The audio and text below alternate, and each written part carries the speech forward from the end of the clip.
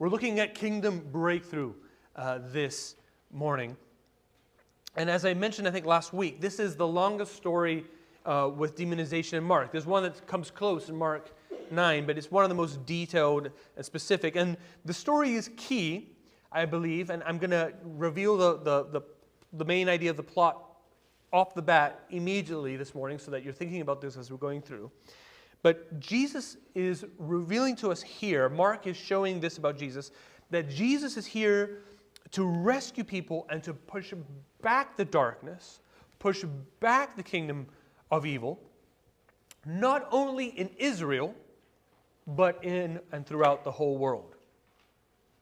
Jesus has already delivered people from demonic power, but it has happened in regions that were dominated by Jews. And what we're seeing here is Jesus breaking through, coming into new territory of Gentiles, that is, people who are not Jewish Israelite worshipers, and he is doing the same thing, demonstrating his intention of bringing the light of the gospel, the light of the kingdom of God, not only to the people of Israel, not only to the Jews, but to all of the world. It's true that in Mark 3:8, we had foreigners who had come to Jesus. But this is the first time that Jesus is moving into the territory, as it were, foreigners of Gentiles.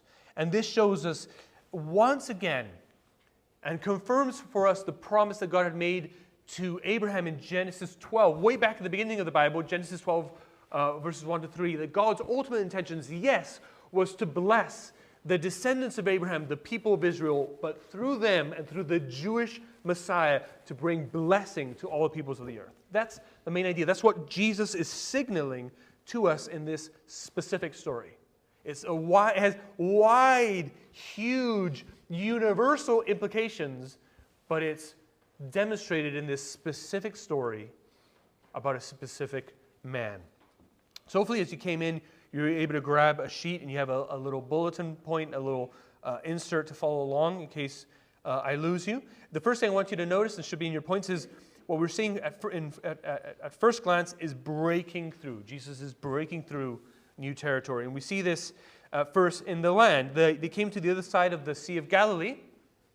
2 weeks ago we saw that. Jesus was preaching at one end, teaching a mostly Jewish audience. He gets on a boat with his disciples. They cross. There is a storm. They face the threat of death. Jesus speaks to the storm. The storm is immediately subdued, and they arrive at the other side. And it's the country of the Gerasenes. It was also known, in verse 20, we see it's known as the region of the Decapolis. Literally, right, 10 cities. And it's because 10 cities had been started by the Greek Empire centuries before. Those cities were still there, now under Roman power and occupation, but the region was known as the Decapolis. And there was a city of Gerasenes and Gerasenes, and basically the region could have the name of the Gerasenes, the Gadarenes, the Gerasenes. It's all the same place. It's the place of these 10 cities. And they were predominantly Gentile, that is not Jewish, as I've mentioned several times. And Jesus is coming into this territory. And therefore, we see that he's addressing a man who is almost certainly a Gentile man. There's other symbols or signals of this. For example, the fact that there are pigs herdsmen. Pigs were a no-no, right? They were forbidden by the Jewish law. The Jews did not, and to this day, do not eat pigs. It's not kosher. You do not eat pigs. And so the fact that you have pigs, farmers, herdsmen, shows you this is not a land that's observing Torah, right? The Pentateuch, the Old Testament law. So this man is almost certainly a Gentile, and he's a man afflicted, oppressed, dominated by a spirit. We read in verse 2 that he was a man with an unclean spirit. Later, in verses 15 and 16, and verse 18, he's referred to as a demon-possessed man. Now, I debated whether to do this, but I do think it has some practical implications, so I want to pause here.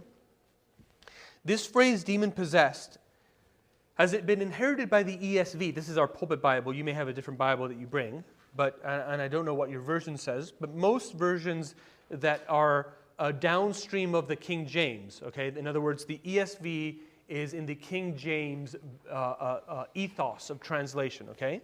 So the New King James and the Revised Standard Version, there are different versions. We'll usually translate demon-possessed. It comes from the King James Version, and we're used to the term demon-possessed, and we use it all the time. The problem is, and I don't like to do this too much from the pulpit, but I have to do it this time, is it's just not what the Greek says. The Greek does not say this man was possessed by a demon. The Greek term is literally demonize. In fact, you may even see, if you have the ESV, you probably have a footnote. If you look down, footnote 3, I think it is, it says Greek daimonizomai. I'm butchering the Greek, I'm sure, my pronunciation, but it's literally the word demon verbalized, demonized. You know, so you didn't used to hear this a lot, but people will take the word, for example, since we're in a church, we'll take the word theology, and people will say the word now theologize. I feel like it's a word that has only existed for about 5 years or so, but they've verbalized, they've turned the word theology into a verb. And even if you've never heard the word theologize, I think you know what you can figure out what that means, right? It's to do theology, that is to think in theological categories, to do theological study. That's what people generally like to, or mean with theologize. This means demonized. And you might say, well, okay, well, why you're highlighting this? Is that he was indwelt by a spirit, but it does not necessarily, when you see the word daimonizomai in the New Testament, it may mean that this person's practically dominated by spirits, but not necessarily. It's some form of demonic oppression, affliction, right? Now, obviously, as we will see, and if you were paying attention, you're already aware, this man is extremely oppressed by demons, so much so that you can understand why they would have said possessed, right? Because he's got, we'll see this in a minute, a legion. He's got, we'll see in a minute, thousands of demons, all right, in this man's life. But I say this to say that part of our problem is because we think of people as demon-possessed, and so we think, well, you know, if I become a Christian, for example, I've received the Holy Spirit, so I can't be possessed by an unclean spirit because I've been possessed, as it were, inhabited by the Holy Spirit.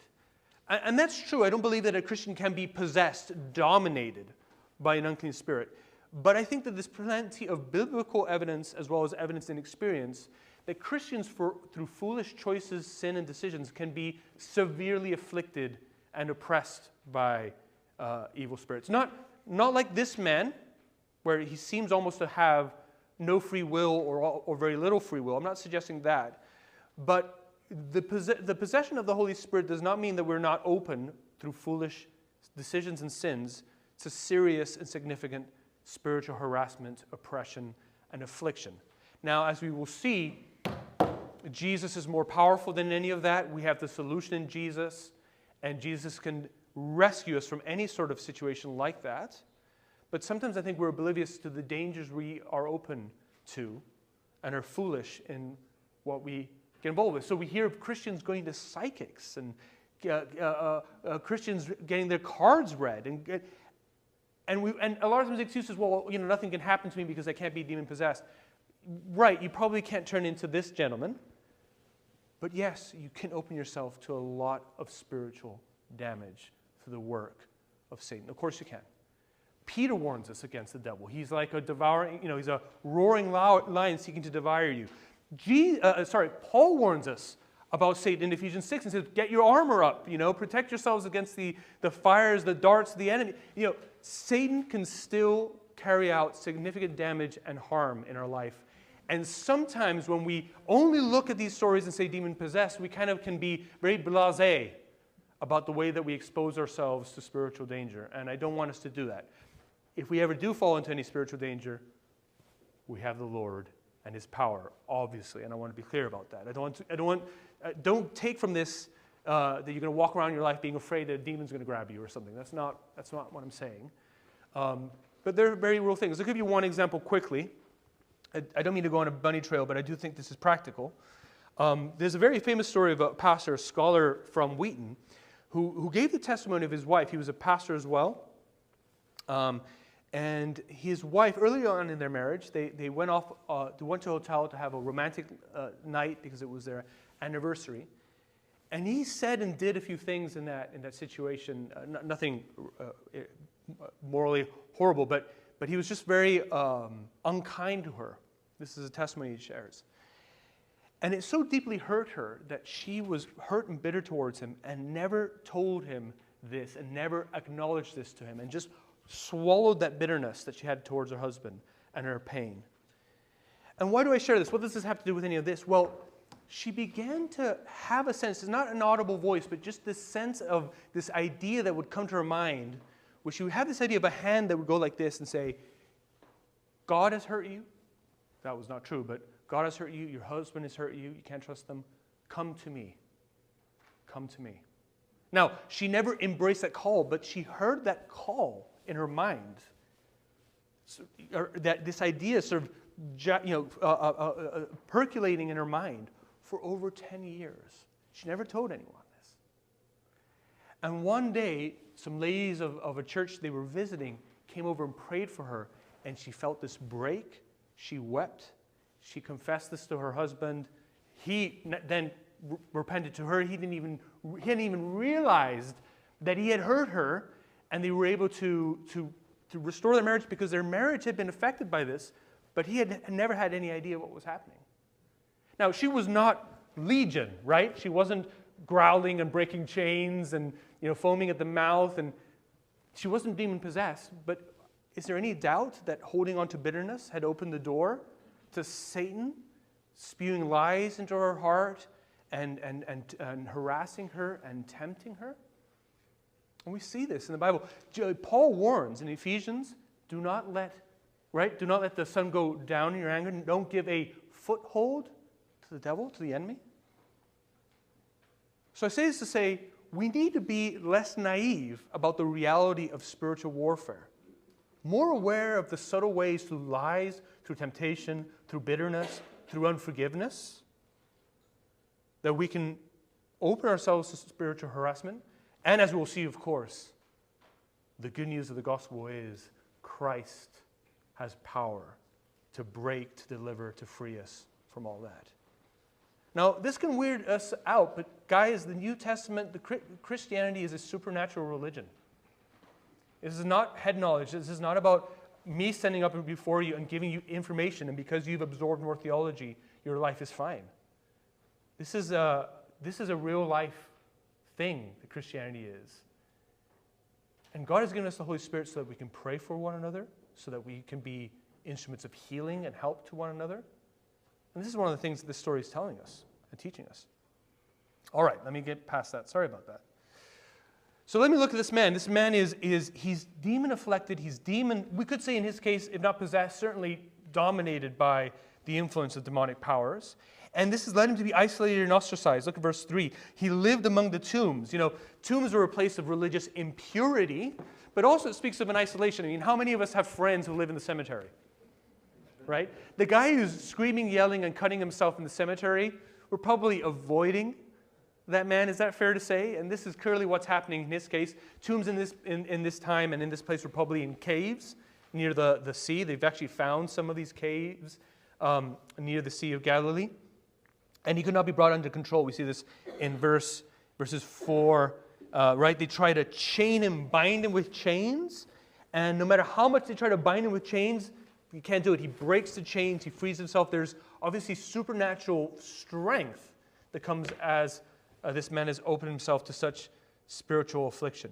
And it's interesting. What we also see here is, isn't this not a nice example, a clear example of how we try to resolve these spiritual problems? He's got afflicting, indwelling demons that are leading him to self-destruction, as we'll see in a moment.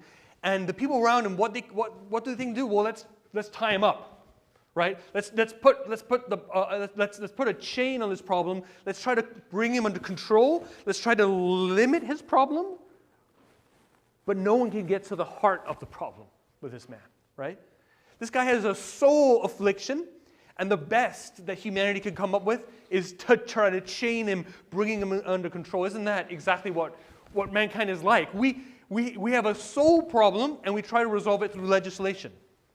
We have a soul problem, and we try to resolve it through a behavioral control, right? We need you to do these behavioral things to bring this affliction under control, under help, right? We have soul afflictions, and we try to medicate ourselves out of this. Now, I'm not saying that there's any place for medication, okay? I'm not trying to say that. But I'm just saying that's the best we can do. That's all that we can do. At best, medicate our way through these kinds of spiritual torments. This man cannot be helped by anyone. This man cannot be helped by anyone. And as you see, he's self-destructive. Look at verse 5. Night and day he was among the tombs, and on the mountains he was always crying out and bruising himself with stones, likely cutting himself with stones. How much of this are we seeing in our society today? How much are we seeing this among young men and women? You don't think this is demonically influenced and energized?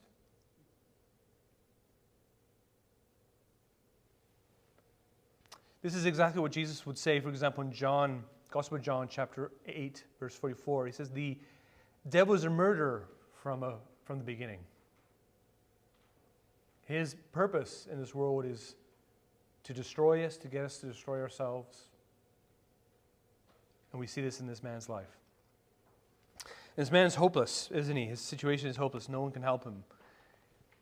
And what's wonderful about the story is there is one who can help him. And help is on the way. And we see this in the confrontation that happens in verses 6 to 13. We see the demon or demons versus Jesus. And we discover in verses 6 to 8 just how powerful Jesus is as he confronts the demon, right?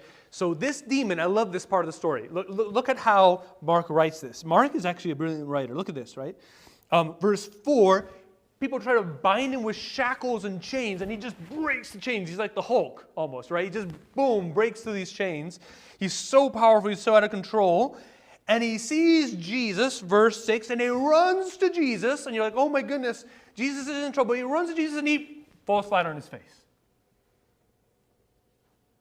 He cannot be bound with chains, but in the presence of Jesus and before the words of Jesus, he is on his face and he is begging Jesus. Begging Jesus. Look, he says, as we move on in verse 7, he crying out with a loud voice, says, what do you have to do with me, Jesus, Son of the Most High God? Notice he knows who Jesus is perfectly well. He says, I adjure you by God. That's very rich. In God's name. I adjure you by God, do not torment me. How is he being tormented? Jesus was saying to him, come out of the man, you unclean spirit. I love this. People are trying to bind him in chains. Jesus says, come out of the man, and the guy falls flat on his face and says, stop tormenting me.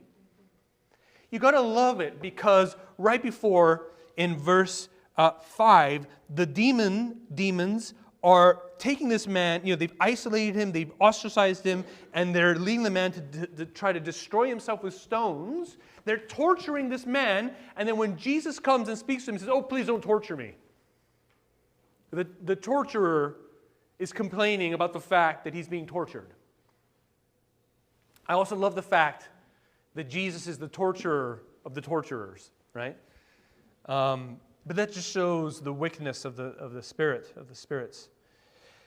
It's very likely, not sure, but very likely. He says in verse 7, Jesus, Son of the Most High God. He uses the full title of Jesus, and probably is clearly referring to his deity. He knows who he is, even though we just saw in Mark 4, the story right before, that the disciples look at each other after Jesus calms the storm. Do you remember this? Jesus calms the storms, and the disciples look at each other and say, who is this? Unfortunately, the demons know who he is.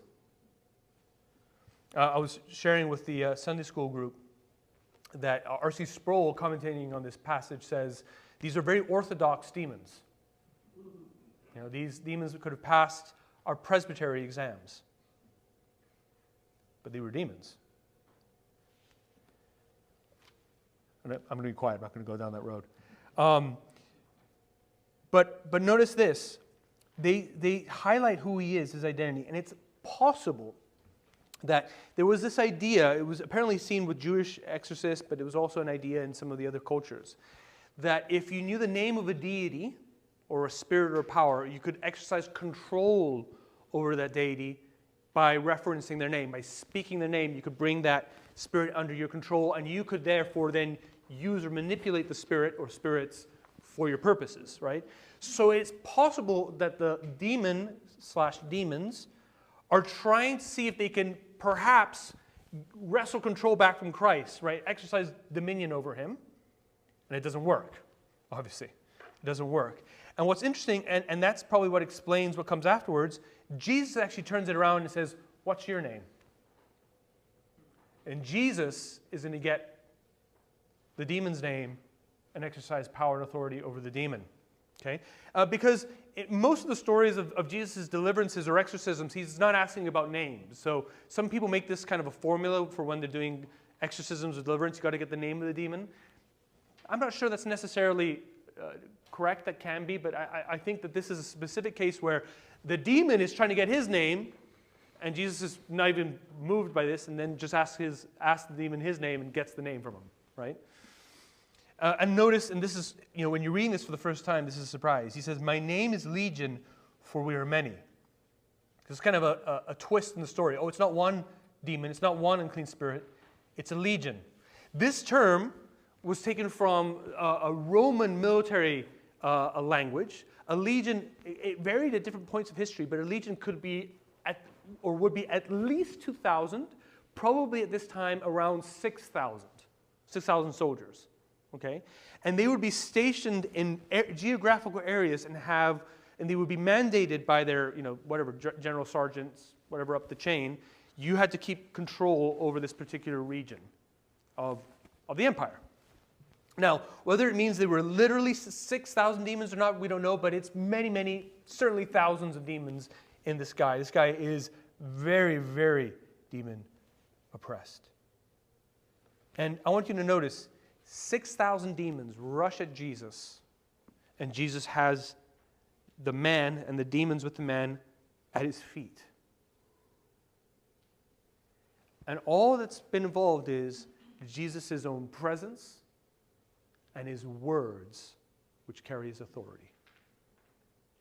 The presence of Jesus in any place and his words carry his authority, and that authority has power to bring all evil spiritual power under control, under submission, under subjugation. So they did beg Jesus, right? You're torturing us with this. Please, look at verse 10. He begged them earnestly not to send them out of the country. Now a great herd of pigs was feeding there on the hillside, and they begged him, saying, send us to the pigs, let us enter them. So he gave them permission. So they ask, if you're going to send us out, give us permission. There are these pigs, this herd of pigs up on the banks of this cliff, of this steep incline into the lake.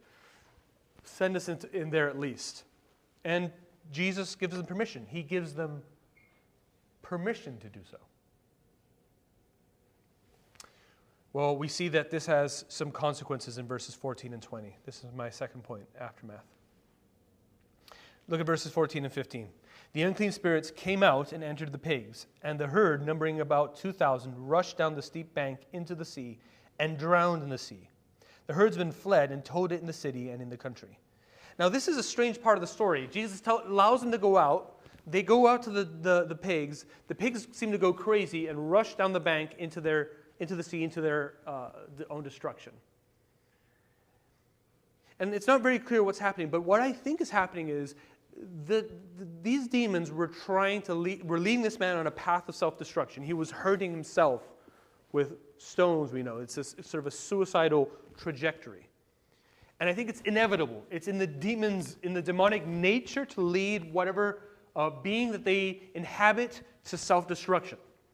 And so when they infiltrated or they filled or they possessed or took over the pigs went crazy and took on those self-destructive inclinations, instincts, whatever you want to call them, and cast themselves into the sea and destroyed themselves. I don't think Jesus pushed them over the cliff, as it were. I think it was just a natural result of being inhabited by demonic beings. I think that's what's happening. It's sort of a self-destructive behavior. So we see the response of the people in verses 14 and 17. They came out. The herdsmen see this insanity. It's been quite a day. They go back to the closest town or city. They let everyone know, and everyone comes out to see what's happened. Now, in all this, hours have probably gone by. This doesn't happen in 2 minutes. So this whole trajectory. So when they come back, they see this scene. They probably see the bloated bodies of the pigs on the shore. They see this dude that's been crazy, wild, violent, suicidal, aggressive, speaking in voices probably. And we know, hinted, that he's clothed, so he had been running around naked. And there he is. He's clothed. He's having a normal conversation. He's probably got a smile on his face, in his right mind.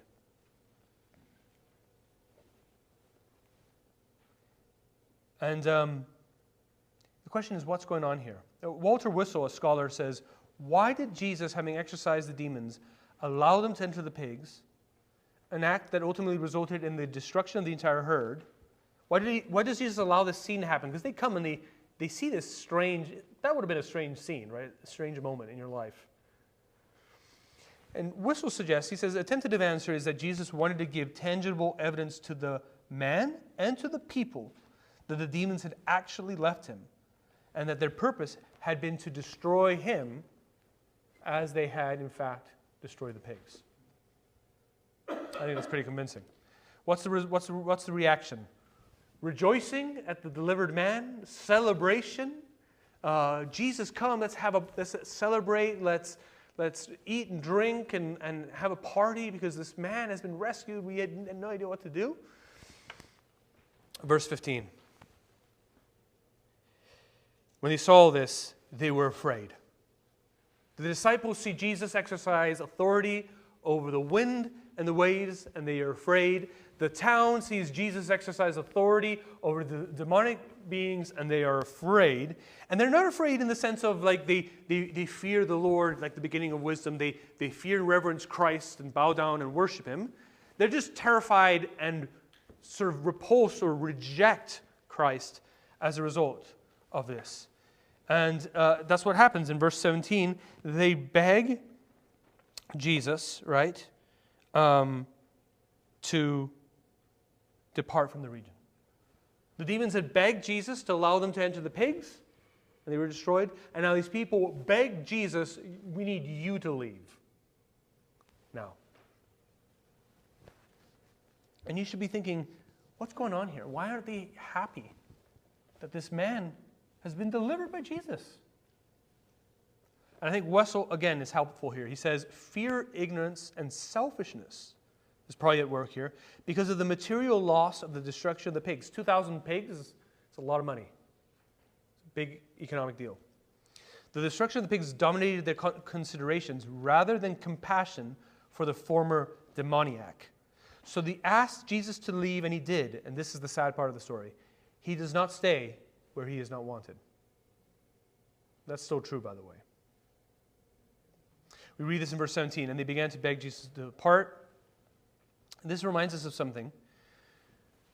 When Jesus comes and comes with deliverance and comes with rescue, there often, not always, but often are costs that come associated with it. When our lives are so bound up with this world, when Jesus rescues us from the dominion of this world in our hearts, it often comes at a break. It also often comes at a cost. There are often practical, economic, family, social consequences that come from knowing Jesus. Many of us here probably experienced that. Problems with family, problems with friends, economic consequences. There are jobs you can't keep doing, right?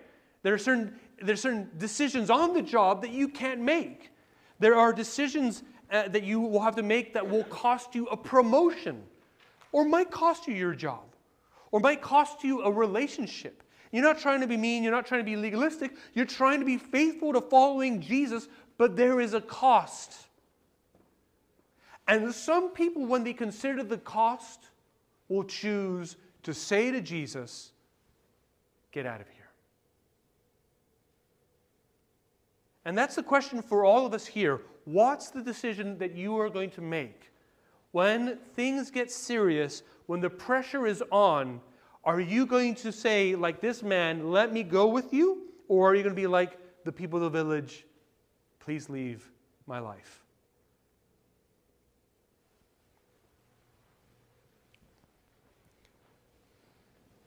The focus of the story and what Mark is trying to tell us in the story is this man's life to Jesus, therefore to God, therefore hopefully to any of us and all of us. This man's life was worth to God far more than even 2,000 pigs. Here's the question for us, I think, as a church. Over the coming months, years, even decades, where will our focus be? What kind of sacrifices, comfort, financial sacrifices could the Lord be calling upon us to embrace and accept? Because Jesus' focus here seems to be on people. Jesus' focus here seems to be on people who are beyond hope. Jesus' focus here is on the lost. He's not interested in the source of economic comfort or stability for us. The question for us and for churches like us is, how tightly do we hold on to assets, to building, to money, to property, to modes of worship, to this is how we've always done it, to this is what I like best, this is what's comfortable to me? I mean, think about Mark 4-5 up to now, right? Jesus is teaching all day. He's exhausted. He gets on a boat after being exhausted and says, let's cross one of the most dangerous seas in the region. They go through a storm. So Jesus was sleeping after teaching and teaching all day. He's exhausted. He's so tired he can sleep through a storm. But he's awakened out of that sleep. He calms the storm, but that means he hasn't rested the way he wants. And then he arrives on the other side, and before he has a chance to rest, he sees there's a man who is afflicted, and he is the Lord's priority. What part of that story has anything to do with comfort, security, buildings and air conditioning, and my music and my style and my time at my convenience? Nothing, right? How much of the Christianity of our culture is tailored toward my time, my convenience, with my kind of people, with my style, with my way of doing things, when it's convenient to me? How much are we willing to sacrifice that we might see many clothed and in their right mind? I will end with this, the response that the man has. He seeks to follow Jesus. We read this in verse 18. He begs Jesus that he might be with him. There's a lot of begging, okay? The demons beg Jesus, don't do this. Okay, send us to the pigs, okay? The people beg Jesus to leave. The man now begs Jesus, let me go with you as you leave again, because Jesus is going to leave. He's going to leave the region. And then there's a shocking answer that can kind of surprise us. Jesus does not permit him. He does not allow the man to come with him. You go, wow, that's kind of harsh, Jesus. What's going on here? A couple of things seem to be going on here. One is the man is a Gentile, almost certainly. And so to add a Gentile now to his group of disciples was probably going to be the straw that was going to break the camel's back in terms of Jesus being able to carry out an effective ministry in Israel. It was just too much beyond what people in Israel at this time could handle. Remember that even Peter is not really able to handle Gentiles coming into the fold till like Acts 10, right? Or with Cornelius. I mean, even after Pentecost, the disciples are having a hard time with the Gentiles. We're not even at the cross yet. So this is not a no, not ever, but this is not yet the time for me to bring in the Gentiles into the mission. But it doesn't end just there. Verse 19, Jesus says, go home to your friends and tell them how much the Lord has done for you and how he has had mercy on you. Now that's interesting, because up until this moment, everyone that Jesus is healed or delivered or whatever is happening, Jesus is always telling people not to tell anyone else about who he is. Like if you remember at the end of Mark 1, Jesus heals a leper, and Jesus says, do not tell anyone what has happened. The leper totally disobeys him and runs off and tells everyone. Okay, but Jesus had told him not to do that. And in other Gospels, he tells the blind men who he heals, don't go off and tell people, and they go off and tell people. So what's happening here? I think the answer is, everyone he's told not to go off and tell everyone what's happened and who he is are people so far in the story who are Jews, okay? Jewish people. And Jesus is trying to, in a way, keep his identity on the down low in terms of the large crowds, because he knows there's a risk that there's two possibilities. Either they're going to come in and kill him right then and there, or what's also very likely is that they would attempt to crown him king. In John chapter 6, this happens. They try to make him king, and he kind of has to get away from them. He has to do all these things, or repulse them by teaching some things that are hard for them to accept. But that's always happening. They're trying to make him king. The crowds and the popularity, they're trying to make him king. And the danger with that is what? Could you think about what the danger might be? It's Jesus on the throne circumventing the cross. It's Jesus becoming king according to human understandings of what that king was supposed to be, and not God's understanding and God's plan as to who that king should have been. But this man's a Gentile. The Gentiles are not expecting a Messiah to show up. And so there is a freedom to let this man go and tell others about him. And what's the message? The message is what the Lord has done for you and how he has had mercy on you. And what's wonderful is in verse 20, he went away and began to proclaim in the Decapolis, these 10 cities, how much Jesus had done for him, and everyone marveled. Now what's wonderful about this, and we'll get there, is Jesus is asked to leave the region at this point. But later in Mark chapter 7 and on, Jesus returns to the region. And when Jesus returns, quite a while later, the way he is received is very different from this story. Now, we're not told explicitly, but it's almost certain that it has to do with how this man went out through the region and tilled the soil, prepared the place, shared the news, and turned people's hearts towards Jesus. And that's the wonderful thing.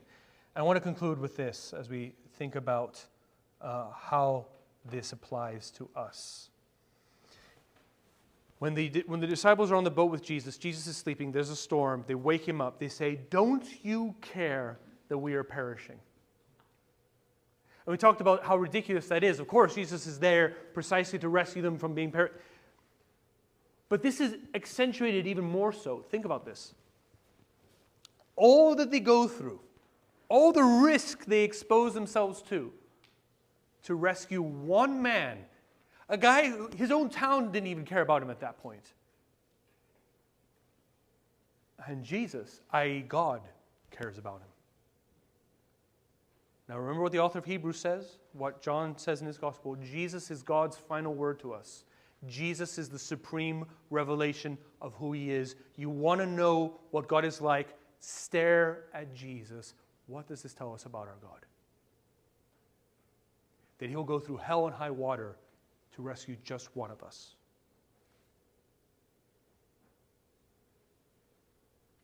Even if no one else in our world will lift a finger to help us.